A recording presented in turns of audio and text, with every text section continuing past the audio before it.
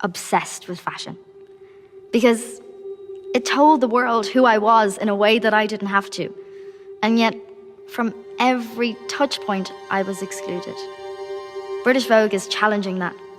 It's saying that clothes are something that we all wear, and because of that, we all deserve, and it's valid that we have a voice in this conversation. I grew up wanting to see myself in magazines, and in so many ways that hasn't happened. But here I am, a little person, on the cover of the September issue of British Vogue.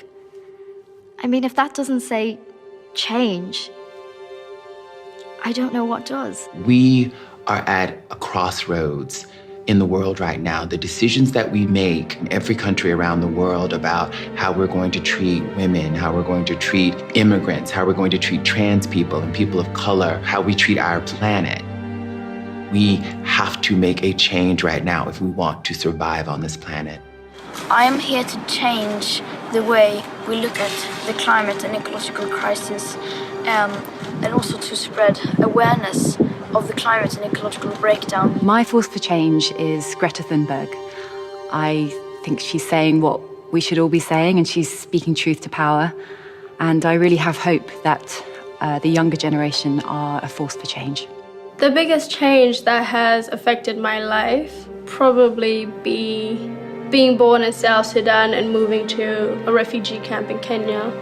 Growing up there up until I moved to Australia, and I don't know what my life would be like or if I would be here today if my family hadn't moved from South Sudan to the camp. If I could make one change, I would love to restructure our educational systems, because I think, quite honestly, we have a very Eurocentric way of looking at the world. The way that we learn to engage with one another in school has everything to do with who we choose to relate to and who we care about, which has real consequences in the political world. My force for change is here on the shoot. It's Yara Shahidi. I think she's just an incredible force and an amazing role model for young people. She's the only candidate I will be endorsing if she ever runs for president. I think one change that's important for anybody to make is to vote.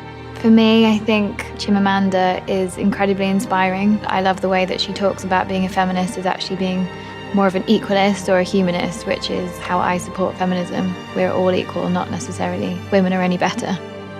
My force for change is my husband, who is actually also my coach. Before I got married to him, I didn't believe I could dream outside of a council estate. He grew up white, middle class. He allowed me to have bigger dreams. I can do whatever I want to do, and he's made me believe that. The biggest changes I've seen in terms of my career as a maternal health advocate, the rolling back of reproductive rights in my country, but also in a number of other countries around the world. Knowing that I have a daughter and a son who are going to come of age in a time where it's dangerous to become a mom. It's dangerous to be a woman. I'm here to change and create a space where women feel comfortable enough to talk about everything that's going on in their lives. One change that I've noticed over the course of my career is just how polarized the world is now, how entrenched people are becoming in their opinions and their view of the world. I do think there's a solution to that, though, and that's ultimately us coming back to the humanity that we all share. I think my force for change is me. The ability to spend time inside. I think it's the strongest force to change the world. We have to look inside. I feel extremely privileged to work with Edward and the Duchess of Sussex. I love their complicity to make this secret project such an example of collaboration together and inclusiveness.